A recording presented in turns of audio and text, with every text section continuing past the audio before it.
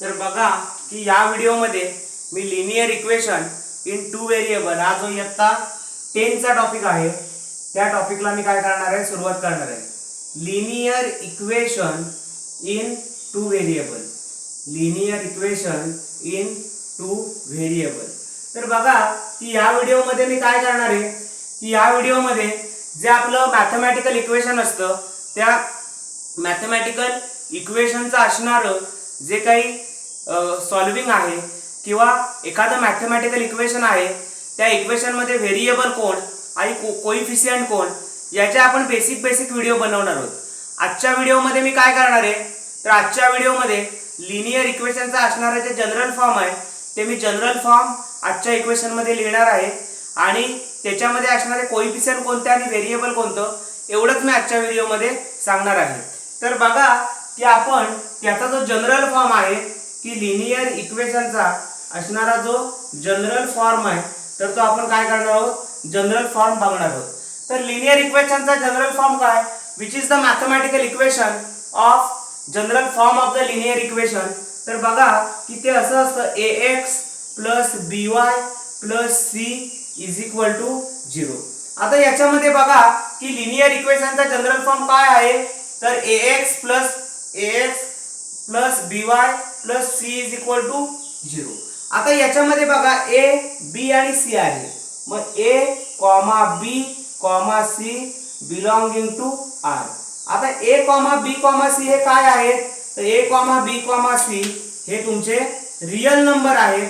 आता real number आहेत ते आणि हा काय आहे याला आपण बिलॉंग्स टू असं म्हणत असतो. काय म्हणत असतो, बिलॉंग्स टू असं म्हणत असतो. आता बघा की linear equation in two variable याच्यामध्ये मी general form of linear equation काय लिहिला तर general form of linear equation असा आहे ax plus by plus c is equal to 0. आता a b c हे कोणत्या सेट मधले आहेत तर a b c हे रियल नंबर आहेत बघा आणि हे इज इक्वल टू चं साइन आहे आणि हे साइन तुमचं बिलॉंग्स टू आहे. मग बिलॉंग्स टू का वापरतो आपण, a b c हे रियल नंबर आहे आणि त्याच्यामुळे आपण काय वापरत असतो, बिलॉंग्स टू वापरत असतो. आता एखादा इक्वेशन आहे याच्यामध्ये मला सांगा की ax plus by plus c equal to 0 हे तुमचं स्टँडर्ड फॉर्म किंवा general form of linear equation आहे. मग याच्यामध्ये कोइफिशियंट कोण आहे हो तर मला सांगा की a आणि b जे आहे तर a आणि b ला आपण काय म्हणणार, कोइफिशियंट असं म्हणायचं. a आणि b ला आपण काय म्हणणार, कोइफिशियंट. x आणि y ला आपण काय म्हणणार, व्हेरिएबल. x आणि y ला आपण काय म्हणणार आहोत, व्हेरिएबल असं म्हणायचं. लक्षात घ्या की general form of linear equation काय आहे, general form of linear equation असा आहे ax plus by plus c is equal to 0.